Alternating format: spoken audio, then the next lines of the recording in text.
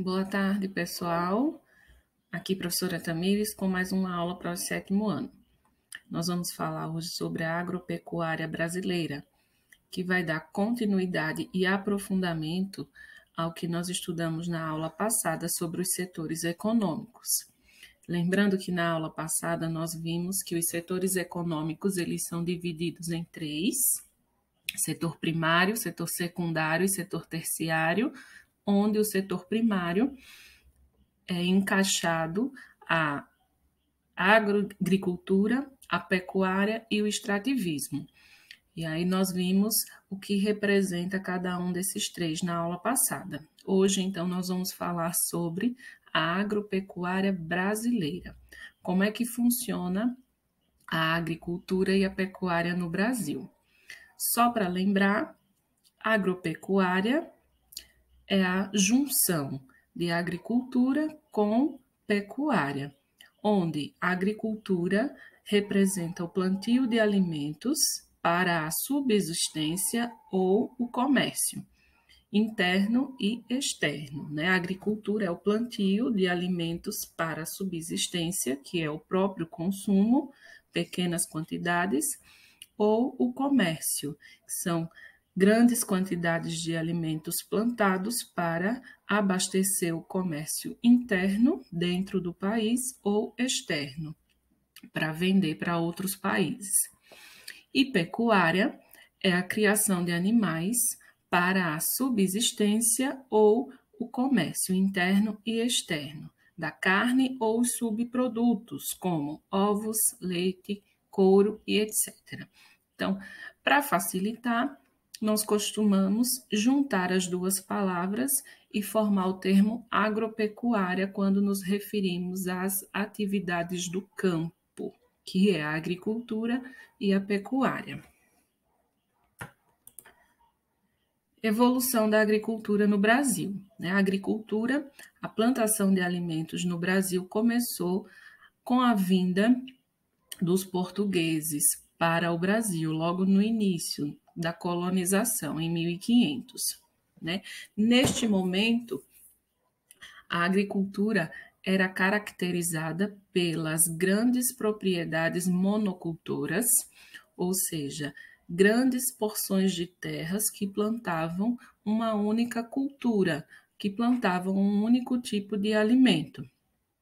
Predominava o plantio de cana-de-açúcar e algodão. Então, em alguns locais havia grandes plantios de cana-de-açúcar e em outros grandes plantios de algodão. Neste momento, a mão de obra era escrava, como já sabíamos.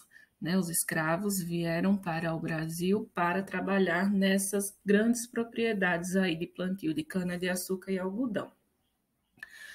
Com o passar dos anos, chegamos aí no final do século XIX, houve uma mudança na agricultura brasileira. A cana-de-açúcar começou a perder espaço e o plantio de café foi que começou a predominar. Mas, novamente, predominava essas grandes propriedades monocultoras, só que dessa vez de café. E ainda a mão de obra continuava escrava.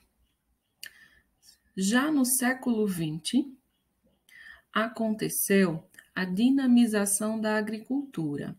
Dinamização significa dinamizar, abrir espaço para outros tipos de plantio. Então, não era mais nesse momento o predomínio de monoculturas, e sim de policulturas. Por quê?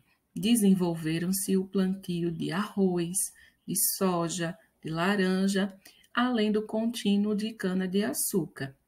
Então, vários outros lugares começaram a desenvolver a agricultura, só que de novos alimentos, dinamizando então a agricultura brasileira.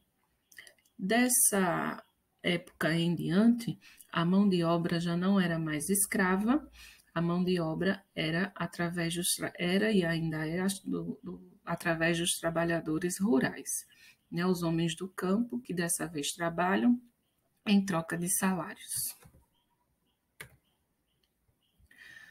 A pecuária no Brasil também começou junto com a agricultura no período colonial, com a criação de bois para o consumo da carne, do couro e do leite.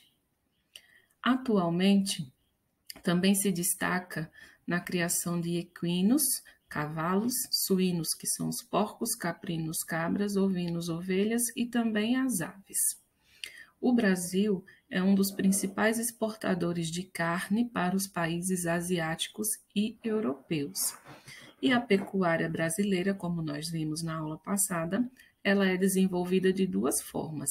Nós temos a extensiva, onde os animais são criados soltos e se alimentam pastando no campo, e a intensiva, onde os animais são criados confinados, né, presos. E a principal fonte de alimentos são rações balanceadas. O resultado desse tipo de criação é uma carne de melhor qualidade. A modernização da agropecuária é um acontecimento dentro do ramo agropecuário que começou a partir da década de 1960, onde houve a substituição da mão de obra humana por máquinas. Isso a gente chama de mecanização. Houve também a produção e o uso de fertilizantes e agrotóxicos nas plantações e também a criação de sementes padronizadas e rações mais balanceadas para os animais. Então, a partir de 1960, ou a partir da década de 60, como a gente diz, houve uma grande mudança na agropecuária brasileira, né? Essa mudança resultou na melhoria na produção de alimentos e carnes no Brasil. Por quê?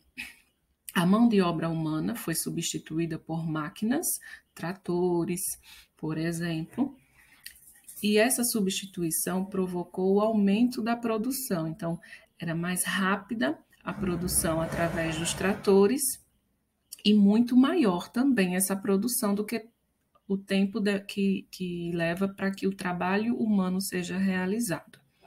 Houve também, como eu falei, a produção e o uso de fertilizantes e agrotóxicos, né? A ciência desenvolveu nessa década vários fertilizantes e agrotóxicos capazes de combater as pragas nas plantações e também fertilizantes para melhorar o solo. Com isso, melhorar e aumentar a produção agrícola. E a criação de sementes padronizadas, como é o caso das sementes transgênicas e rações mais balanceadas, que aí favoreceram a melhor criação de animais, né? A melhor criação e o desenvolvimento da pecuária para que a gente possa consumir os seus produtos. Mas não só pontos positivos foi conseguido com a modernização da agropecuária, né?